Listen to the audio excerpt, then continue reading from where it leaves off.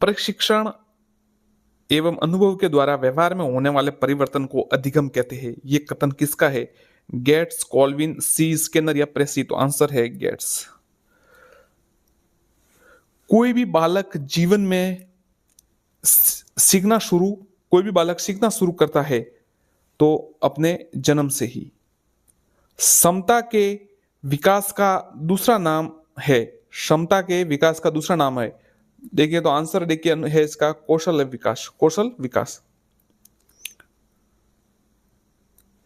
मनोविज्ञान ने शिक्षा को बना दिया है पाठ्यचर्या केंद्रित, शिक्षक केंद्रित, बाल केंद्रित या विषय केंद्रित? तो आंसर है बाल केंद्रित। निम्नलिखित में से कौन सा रायबर्न के अनुसार शिक्षा के 3 संबंधों में सम्मिलित नहीं है? तो देखिए विषय शिक्षक और विषय संबंध ये संबंधित नहीं है। बाकी बच्चे और शिक्षक में संबंध है, बच्चे और समाज में संबंध है, और विषय और बच्चे में संबंध है। अधिगम प्रतिफल का तात्पर्य है बालक के व्यवहार में होने वाला परिवर्तन। बालक के व्यवहार में होने वाला परिवर्तन। निम्नलिखित में से कौन सा किशोर अवस्था का लक्षण नहीं है? शारीरिक परिवर्तन, व्यवहार में स्थिरता, अस्थिरता की समस्या, संवेगात्मक समस्या? तो देखिए ये जो दूसरा है व्यवहार में स्थिरता, ये वाला मामला नहीं है। किशोर अवस्था में लक्षण नहीं होता। शिक्षा मनोविज्ञान शिक्षक को मदद करता है बाल विकास का ज्ञान प्राप्त करने में, बाल स्वभाव तथा व्यवहार जानने में, और बच्चे को चरित्र निर्माण में। तीनों सही है। निम्नलिखित में से कौन सा शिक्षा मनोविज्ञान के अध्ययन की वस्तुनिष्ठ विधि नहीं है? अच्छा सवाल है। कौन सा वस्तुनिष्ठ विधि नहीं है? प्रयोगात्मक विधि, उपचारात्मक विधि, आत्मनिरीक्षण विधि या निरीक्षण विधि? तो आत्मनिरीक्षण विधि जो है वो शिक्षा मनोविज्ञान की अध्ययन की वस्तुनिष्ठ विधि नहीं है। निम्नलिखित में किसमें मूल प्रवृत्ति, मूल वृत्ति, संबंध, संवेग में मेल नहीं खाती? देखिए निम्नलिखित में से किसमें मूल वृत्ति, संबंध, संवेग से मेल नहीं खाती? पलायन, भय बिल्कुल सही है, ये तो मेल खाती है। युद्ध प्रियता, क्रोध सही है। अप्रियता, घृणा ये भी सही। संवेदना, आश्चर्य ये मेल नहीं खाती है।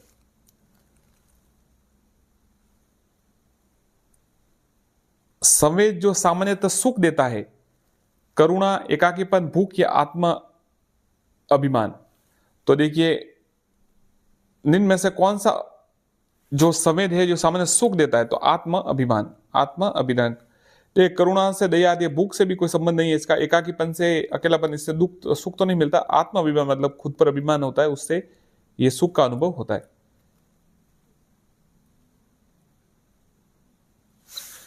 निम्न में से कौन सा अमूर्त स्थायी भाव है? आदर, निवास स्थान, पशु या क्रोध? निम्नलिखित में से कौन सा अमूर्त स्थायी भाव है? तो है आदर। इसका उत्तर है आदर। किसी दुखी व्यक्ति को सहानुभूति के 2 शब्द कहना जिसका उदाहरण है? सक्रिय सहानुभूति, निष्क्रिय सहानुभूति, व्यक्तिगत सहानुभूति या उपरोक्त में से कोई नहीं? तो आंसर है निष्क्रिय सहानुभूति। किसी दुखी व्यक्ति को सहानुभूति के 2 शब्द कहना जिसका उदाहरण है तो निष्क्रिय सहानुभूति। बस मतलब खाली सुखी ऐसे सहायता करना नहीं और नॉर्मल तरीके से सहानुभूति जताना, तो निष्क्रिय सहानुभूति। अगर हम कुछ उनके लिए कुछ करे तो वो सक्रिय सहानुभूति होगी। किसी व्यक्ति के विकास के संबंध में क्या सही नहीं है? यह जन्म से मृत्यु तक जारी रहता, सही है। वृद्धि विकास का एक हिस्सा है। परिवर्तन को देखा और मापा जा सकता है, उपरोक्त सभी। तो देखिए परिवर्तन को देखा और मापा जा सकता है, ये सही नहीं।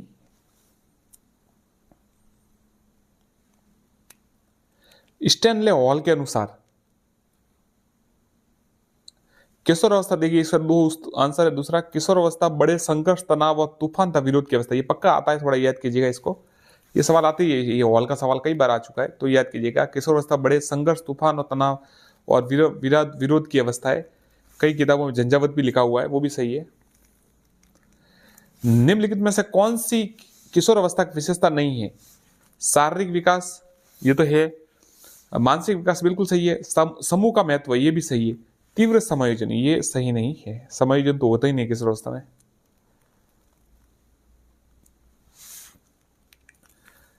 और आप देखिए कि जो ये जितने भी इन्फ्लुएंसर है, मतलब आप इंस्टा या यूट्यूब पर जो भी ये देखिए, ये जो भले एलविश यादव या जो भी कुछ हो, उनके ज्यादा सपोर्टर ये किशोर अवस्था वाले बच्चे ही हो गए, जिनको ज्यादा समय जो नहीं कर पाते और उनके फैंस बन जाते।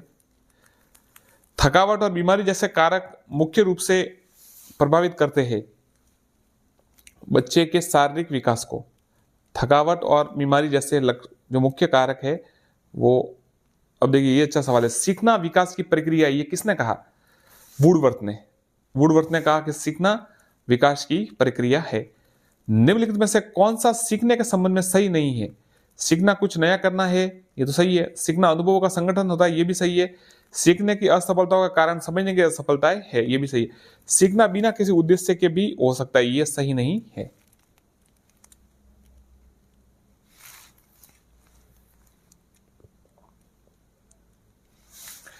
निम्नलिखित में से कौन सा अधिगम का एक मुख्य थांडाई का नियम है? ये साथियों मैं आपको लिख के दे सकता हूं, ऐसा सवाल पक्का आता है। ये थांडाई के आप 3 जो मुख्य है नियम और 5 जो वो गौण नियम है वो पक्के याद कीजिए, कंफर्म याद कीजिए, क्योंकि इन्हीं में से प्रश्न बनता है। तो आप 100% याद कीजिए ये। अब देखिए उपयोग का नियम, आत्मकरण का नियम और मनोवृत्ति का नियम, ये तो तीनों वो अलग है। ये अभ्यास का नियम है ना, ये मुख्य नियम है, तो ये दूसरा सही है। निम्नलिखित में से कौन सा प्रभावी अधिगम का अवरोधक नहीं है?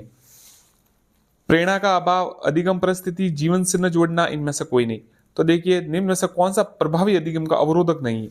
तो अधिगम परिस्थिति ये अवरोधक नहीं है। बाकी देखिए प्रेरणा का अभाव बिल्कुल अवरोधक है, जीवन से न जोड़ना ये भी अवरोधक है। कंप्यूटर की किस इकाई में जटिल गणनाएं करने की क्षमता होती है? सीपीयू, केंद्रीय प्रोसेसिंग इकाई, सीपीयू।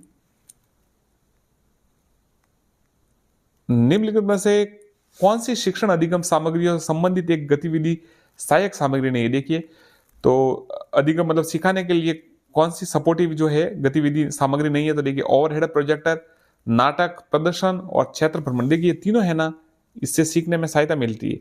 ओवरहेड प्रोजेक्टर है वो एक गतिविधि आधारित सहायक सामग्री नहीं है।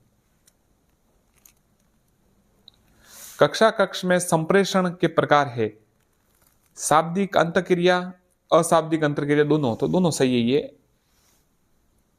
अनुदेशन प्रणाली का उपागम है शिक्षक केंद्रित, बाल केंद्रित, कक्षा केंद्रित या कक्षा कक्ष केंद्रित या समस्या केंद्रित। तो देखिए अनुदेशन जो स्ट्रक्चर प्रोजेक्शन है उसका जो उपागम है वो समस्या केंद्रित है। समूह विधियों द्वारा सीखने का उदाहरण है वाद विवाद विधि, कार्यशाला विधि, विचार गोष्ठी विधि या सभी। तो चारों सही है, ध्यान रखिएगा ये चारों सही है। वाद विवाद विधि, विचार गोष्ठी विधि और कार्यशाला विधि, चारों सही है। समायोजन के संदर्भ में निम्नलिखित में से क्या सही नहीं है? समायोजन के संदर्भ में यह संतुलन प्रदान करता है, यह समस्या का समाधान करता है, तो दोनों तो सही है। आपको ऐसा तो कुछ सवाल तो आपको अंदाजे से पता चल जाएगा। यह निरंतर चलने वाली प्रक्रिया नहीं है, तो यह थोड़ा मिस्टेक लग रहा है, तो ये इसका आंसर है। बाकी देखिए चौथा देखिए समायोजन की अनुपस्थिति में व्यक्ति तनाव, संघर्ष और चिंताओं से घिरा रहता है, बिल्कुल सही है ये तो।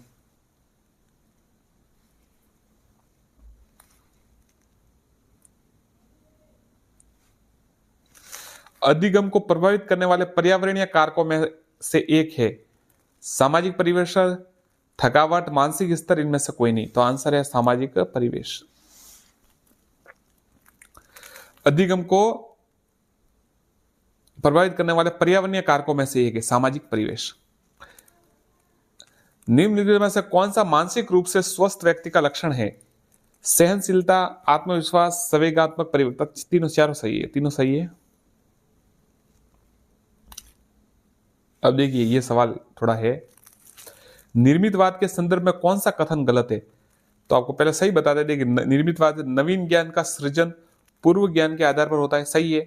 अधिगमकर्ता ज्ञान का सृजन कर सकता है, सही है। अधिगमकर्ता स्वयं के अधिगम के लिए सक्रिय उत्तरदायी होता है, ये भी सही है।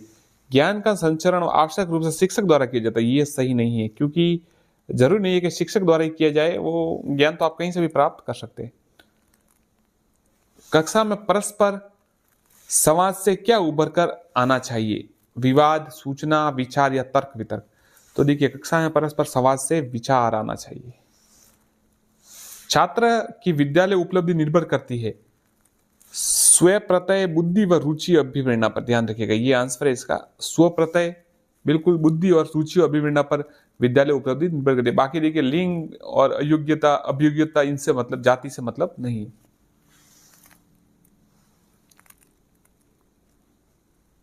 अब ये तो आपको याद करनी है, बुद्धि के द्विकारक, त्रिकारक और ये जो है थर्स्टन वर्स्टन वाले, तो ये तो आपको याद करना ही है। बुद्धि का द्विकारक सिद्धांत किसने? एक्सपेरिमेंट का सवाल इतनी बार आता है, पता नहीं क्या इनको रुचि है इससे, हर बार ये सवाल आ जाता है। एक्सपेरिमेंट का सवाल, द्विकारक शायद ज्यादा इंपॉर्टेंट है, इसलिए बुद्धि का द्विकारक सिद्धांत एक्सपेरिमेंट ने दिया। संप्रेषण का कार्य है सूचना का आदान प्रदान, शिक्षा, प्रेक्षण, अभिप्रेरणा, उपयोग सभी। तो सभी, इसका आंसर है सभी। सूचना का आदान प्रदान भी है, शिक्षा, प्रेक्षण, अभिप्रेरणा भी है। कक्षा का शिक्षण होना चाहिए तीव्र, संवादमूलक, सरल, एक तरफा। एक तरफा तो होगा नहीं, देखिए तो अच्छा नहीं है। सरल भी कोई जरूरी नहीं, कठिन भी हो सकता है। तीव्र भी ज्यादा तेज भी नहीं, संवादमूलक होना चाहिए, संवादमूलक।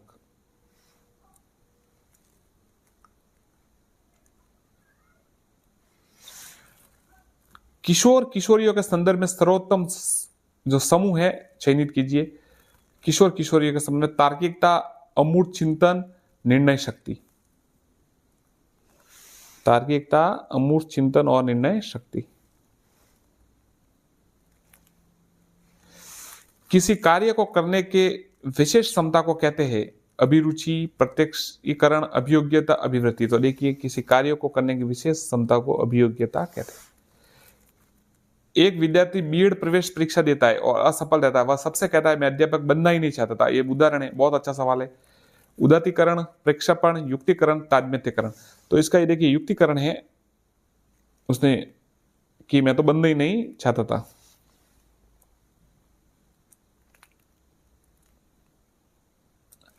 अच्छे मानसिक स्वास्थ्य के संकेतक है दूसरों की आलोचना करना, नहीं तो नहीं, ज्यादा निंदा नहीं कर सकते हम। जिद्दी प्रवृत्ति, तो ये तो बिल्कुल सवेग, इमोशनल कंट्रोल में नहीं है, तो वो कैसे स्वस्थ रहेगा। दिवा स्वप्न, ज्यादा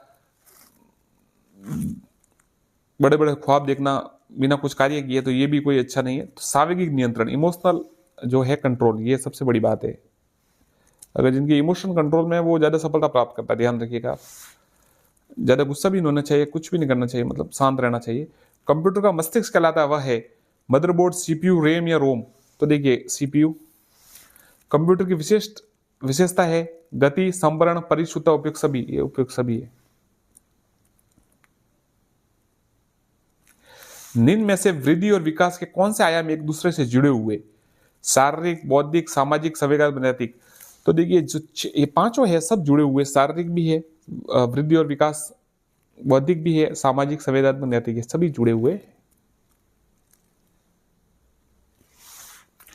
निम्न में से कौन सी दृश्य श्राव्य सुविधा अधिगम हेतुओं के असरकारक हेतुओं को संतुष्ट करती है? ध्यान पर, ये थोड़ा ध्यान से पढ़िएगा। दृश्य श्राव्य मतलब देखना और सुनना दोनों है। रेडियो है, टेप रिकॉर्डर है, स्थिर चित्र है, टेलीविजन। तो चौथा ये सभी है जो है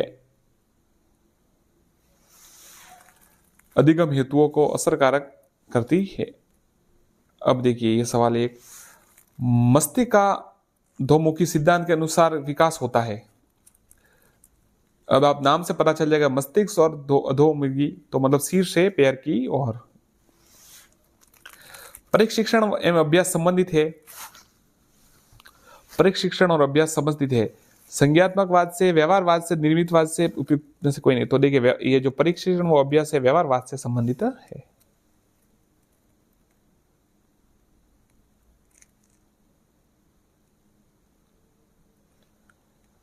लिंगवा फोन उदाहरण है श्रव्य सामग्री का, दृश्य सामग्री का, दृश्य श्रव्य का क्रियात्मक। तो देखिए, लिंगवा फोन है वो श्रव्य सामग्री का उदाहरण है। निम्नलिखित में से कौन सा एक अन्य विकल्पों संबंधित नहीं है?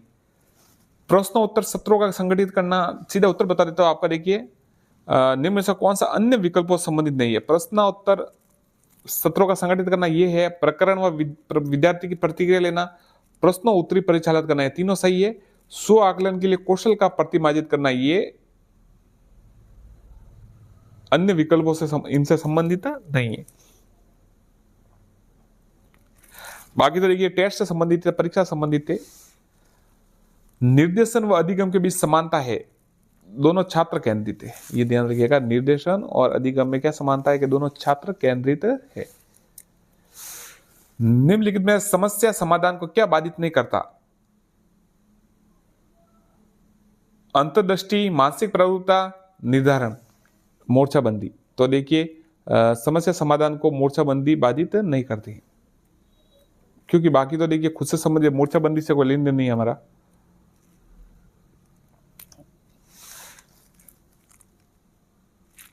निम्नलिखित में से किस अवस्था में बालक को अपने समकक्षी वर्ग के सक्रिय सदस्य बनते हैं? तो आपको पता ही होगा समकक्षी जो है वर्ग के सक्रिय सदस्य बाल्य अवस्था में बनते हैं, साथ साथ खेलते बच्चे, बाल्य अवस्था 6 से 12 वाले। क्रिया प्रस्तुत अनुकूलन पुनर्बलन निर्भर करता है उद्दीपक की प्रकृति पर, अनुक्रिया के प्रति पर। ध्यान रखिए, क्रिया प्रस्तुत अनुकूलन, क्रिया प्रस्तुत अनुकूलन पुनर्बलन अनुक्रिया की प्रकृति पर निर्भर करता है। निम्नलिखित में से कोहलर के नैतिक विकास के सिद्धांत की अवस्था नहीं है। कोहलर के प्राक रूढ़िगत तो है, रूढ़िगत भी है, पश्चात रूढ़िगत भी है, संवेदी प्रेरक है ना, ये इसके कोहलर के वर्ग के नैतिक विकास के सिद्धांत की अवस्था नहीं है। सहयोगशील अधिगम में अध्यापक की जिम्मेदारी होती है। सहयोगशील अधिगम में अध्यापक की जिम्मेदारी क्या होती है? पर्याप्त संसाधन, सामग्री एकीकरण, बिल्कुल सही है। समूह की रचना, निर्धारण, बैठक की उपयुक्त सुविधा प्रदान करने में, चारों सही है, तीनों सही है। कक्षा कक्ष संप्रेषण होना चाहिए, शिक्षक केंद्रित, छात्र केंद्रित, सामान्य केंद्रित या पाठ्य। तो देखिए छात्र से संबंधित होना चाहिए हमेशा, पाठ्य जो कक्षा कक्ष का केंद्र है वो बच्चे से संबंधित होना चाहिए, तो ये उत्तर सही है। बालक का मानसिक स्वास्थ्य निर्भर करता है विद्यालय पर, परिवार पर, समुदाय, सभी पर। देखिए इसमें क्या है कि मनोविज्ञान के जो सवाल आएंगे ना, आपको पता है 3rd grade 2nd grade 1st grade जिसमें भी, तो वो कोई तो ऐसा सरल आएगा कि आप बिना देखे आराम से कर लेंगे, कोई इतना कठिन आएगा कि आप उसमें कंफ्यूज हो जाए। इसलिए मनोविज्ञान भी थोड़ा पढ़ना बहुत जरूरी है। प्रतिरक्षा प्रक्रिया है उत्तरदायियों का स्थानांतरण, बिल्कुल। सचेतन व्यवहार, प्रतिरक्षा विवाद का साधन या व्यक्तिगत रक्षा कवच। तो देखिए जो प्रतिरक्षा प्रक्रिया है वो प्रतिरक्षा विवाद का साधन है। जिनमें से कौन सा तत्व संप्रेषण का तत्व नहीं है? मतलब संप्रेषण मतलब आपको पता है ना कि माध्यम, मीडियम होता है जो। संप्रेषण का माध्यम बिल्कुल सही है, संप्रेषण की श्रृंखला ये भी सही है, संप्रेषण का उद्देश्य भी सही है। जो संप्रेषण का नियोजन है वो इसका तत्व नहीं है। अध्यापक के व्यक्तित्व के विकास में बाधक तत्व है सामाजिक परिवेश का ज्ञान, सांस्कृतिक अनुभव, कल्पना शक्ति का अभाव या उच्च मानसिक। देखिए अब देखिए ये सवाल आ जाएगा तो आप आराम से कर सकते हैं। अध्यापक के व्यक्तिगत विकास में देखिए सामाजिक परिवेश का ज्ञान, ये तो अच्छी बात है, बाधक तो नहीं है। सांस्कृतिक अनुभव, ये भी कोई परेशानी वाली बात नहीं है। उच्च मानसिक क्षमता, ये तो बहुत अच्छी बात है, पर कल्पना शक्ति अगर इमेजिनेशन नहीं कर सकता तो ये उसके विकास में बाधक होगा। सी इसका उत्तर है। कंप्यूटर सहायता प्राप्त अधिगम का लाभ है शिक्षार्थी अपनी गति के अनुसार सीखता है।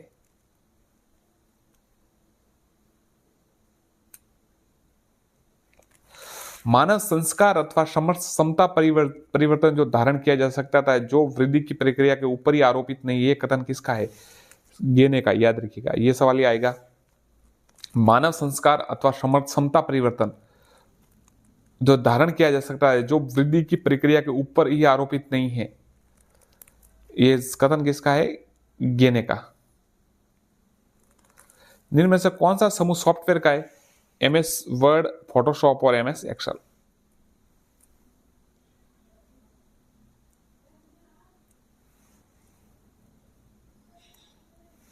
किशोर अवस्था में मानसिक व बौद्धिक विकास होता है बहुत शीघ्रता से, बहुत अधिक मात्रा में। शिक्षा में आईसीटी के उपयोग के संदर्भ में कौन सा कथन गलत है? बड़ी संख्या में शिक्षार्थियों को शिक्षा जोड़ना सब सही है। तो अध्यापक की भूमिका सहजकर्ता के रूप में रहेगी, ये भी सही है। शिक्षा ज्यादा प्रभावी होगी, ये भी सही। इसमें दूसरा देखिए ऑप्शन के अध्यापक ऐसा नहीं हो सकता, अध्यापक की आवश्यकता हमेशा रहेगी, अध्यापक के बिना संभव ही नहीं है। कुछ भी बोले आप, कुछ भी लाओ। किस अवस्था में बालक में परामर्श शिक्षण अत्यंत सक्रिय होता है? किशोर अवस्था में।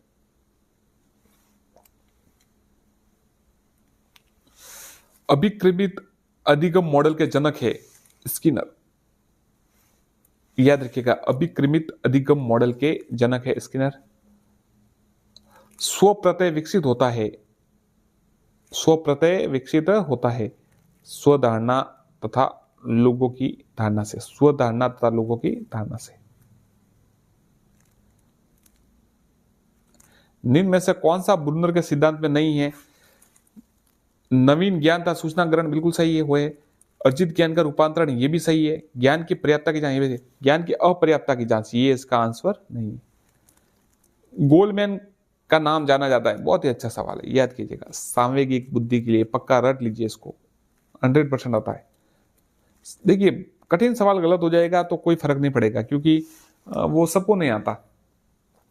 पर अगर सरल सवाल गलत हो गया तो एक साथ आपसे 5-10 लाख लड़के आगे चले जाएंगे, इसलिए थोड़ा ध्यान रखिए।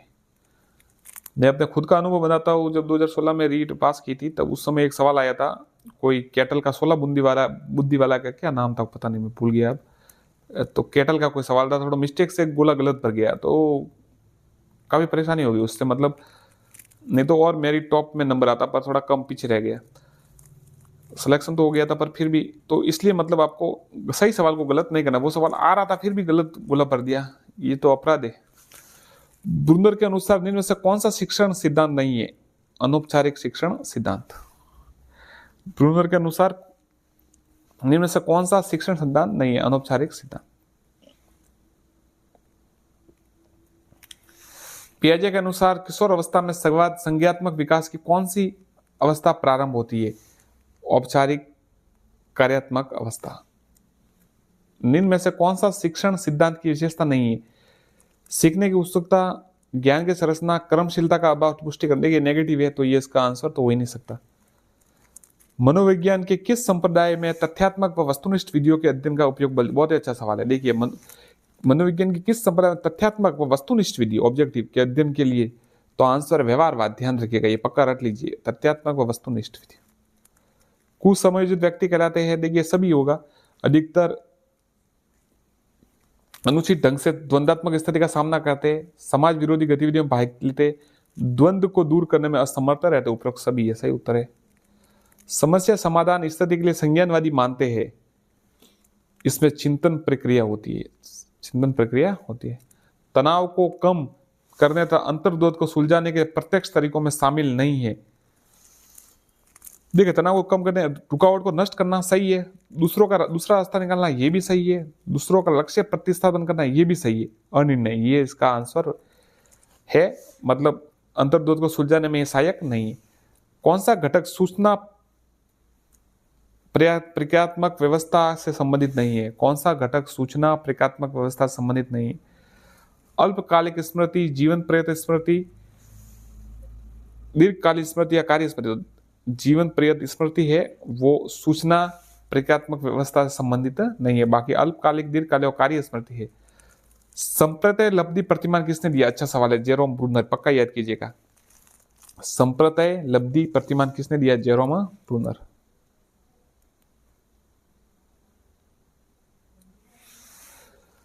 किशोर अवस्था वह अवस्था जिसमें बालक परिपक्व व्यक्ति और अग्रसर होता है, तो देखिए ये किसका कहते हैं? स्टैनली का नहीं है, जेरसिल का नहीं है, हरलॉक, तीनों का नहीं है, तो उपयुक्त में से कोई नहीं। आगमन चिंतन के विकास के लिए श्रीमती टाबा ने कौन सी युक्ति नहीं सुझाई? अवधारणा का निर्माण, ये तो सुझाइए, दत्त व्याख्या भी सुझाइए, सिद्धांतों का अभाव उपयोग, ये भी सुझाइए, दत्त अवलोकन, ये नहीं, 3 याद कीजिएगा। मिस्टर टाबा ने, श्रीमती टाबा ने अवधारणा का निर्माण सुझाया है, दत्त व्याख्या सुझाई है और सिद्धांतों का उपयोग सुझाया है। हार्डवेयर उपगम का आधार है एप्लाइड इंजीनियरिंग, एप्लाइड इंजीनियरिंग। अब ये परिभाषा आप पक्की याद कीजिए। ज्ञान विद्यमान है, विश्वसनीय तथा इस ज्ञान को प्राप्त करना ही अधिगम है। कौन सा संप्रदाय इस कथन का स्वीकार नहीं करता? उत्तर है संरचनावाद।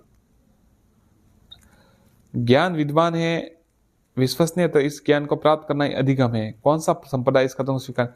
व्यवहारवाद भी करता है, गेस्टोटवाद भी और संज्ञानवाद भी करता है, संरचनावाद नहीं करता। संवेगात्मक बुद्धि को लोकप्रिय बनाने का श्रेय डैनियल गोलमैन। आ गया था सवाल। किशोर अवस्था बड़े संघर्ष तूफान, ये तो मैंने कहा था आपको, स्टैनले हॉल। कोई भी व्यक्ति क्रोध करता है, ये बहुत आसान है, किंतु सही व्यक्ति के साथ सही मात्रा में सही समय पर सही प्रयोजन हेतु ढंग से क्रोध करना आसान नहीं है। उपयुक्त कथन किसका है? अरस्तु का। अब देखिए, क्रोध से संबंधित ऐसा कोई प्रश्न आए, परिभाषा तो अरस्तु लिख दीजिएगा। कोई भी व्यक्ति क्रोध, मतलब सही समय पर सही क्रोध करना, अरस्तु की परिभाषा है। किशोर प्रौढ़ों का मार्ग में बाधा समझता है, उसे अपनी स्वतंत्रता का लक्ष्य प्राप्त करने से रोकते हैं। यह कथन किसका है? कॉल सैनिक का। ये तो बात सही है ना। फिर जब हम खुद प्रौढ़ होते समझ में आ जाता है कि वो बाधा नहीं है। मतलब बुजुर्ग लोगों को या जो थोड़े एज में है, जो नए लड़के होते 20, 22, 25 वाले, वो उनको बाधा समझते हैं कि हमको परेशान करते हैं, रोक टोक करते हैं, पर उनका अनुभव होता है इसलिए वो रोक टोक करते हैं। चलिए, किशोर अवस्था के आकस्मिक विकास का सिद्धांत कब किसने दिया? आकस्मिक विकास का 1904 में स्टैनले हॉल ने। बुद्धि इन 4 शब्दों में निहित है, ज्ञान, आविष्कार, निर्देश, आलोचना। ये कथन किसका है? अल्फ्रेड बी ने। पक्का याद कीजिएगा। बुद्धि 4 शब्दों में निहित है, ज्ञान, आविष्कार, निर्देश, आलोचना। किस विधि में उद्दीपन अनुक्रिया के मध्य में होने वाले संबंधों का अध्ययन किया है? प्रयोगात्मक विधि। किस विधि में उद्दीपन अनुक्रिया मध्य संबंध? प्रयोगात्मक विधि। राष्ट्रीय शैक्षिक अनुसंधान एवं प्रशिक्षण परिषद ने बुद्धि के शिक्षण के लिए कौन सा विभाग खोला? मनोवैज्ञानिक विभाग। निम्नलिखित में से शिक्षक केंद्रित शिक्षण आव्यूह है? प्रभुत्ववादी शिक्षण आव्यूह।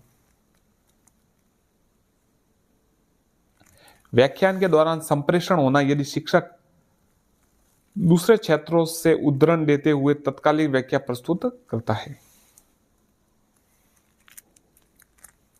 शिक्षण में उत्तम प्रणाली वह है जिसमें प्रश्नोत्तर की आवश्यकता न हो। ये तो सही नहीं है। अध्यापक छात्रों से पूछे, ये भी सही नहीं है। छात्र शिक्षक शंका समाधान करें, अध्यापक और छात्र दोनों से पूछे, ये सही है। सबसे बेहतर उत्तर है ये। विकास और वृद्धि एक दूसरे के पूरक है। अब ये परिभाषा आप पक्की याद कीजिए, निश्चित याद कीजिए, पक्की नहीं, निश्चित, हिंदी का प्रयोग। किशोर अवस्था अपराध प्रवृत्ति के विकास का नाजुक समय है। पक्के अपराध, इसमें पक्का आ गया लो। पक्के अपराधियों की एक विशाल संख्या किशोर अवस्था में ही व्यवहारिक जीवन की गंभीरतापूर्वक आरंभ करती है। यह कथन किसका है? वैलेंटाइन का। देखिए, वैलेंटाइन ने कहा है अपराध प्रवृत्ति होती है किशोर अवस्था में, तो ये नाजुक समय है। तो ये समय, इसकी परिभाषा अगर ऐसा है कि किशोर अवस्था में अपराध प्रवृत्ति सबसे ज्यादा मतलब पकड़ती है, तो किसने कहा है? वैलेंटाइन ने। सामाजिक व संवेगात्मक विकास साथ साथ चलते हैं। कथन किसका है? क्रो एंड क्रो का। ये क्रो भाई साहब भी हमेशा सवाल इनका आता रहता है, तो याद कीजिएगा। सामाजिक व संवेगात्मक विकास साथ साथ चलते हैं, क्रो एंड क्रो। गेस्टोल्ट के जन्मदाता वर्डमायर। 3 है, तो तीनों का नाम कोलर भी होगा, इसमें नाम नहीं आया। परंपरागत संबंधता का सिद्धांत किसने प्रतिपादित किया? पावलोव ने। मूल प्रवृत्तियां, यह परिभाषा याद कीजिए, मूल प्रवृत्तियां संपूर्ण मानव व्यवहार की चालक है। यह कथन किसका है? मैकडूल का। ध्यान रखिए, मूल प्रवृत्तियां होती है जो हमारे अंदर, वो हमारे पूरे मानव व्यवहार का चालक है, हम कैसा व्यवहार करते हैं, तो ये मैकडूल है।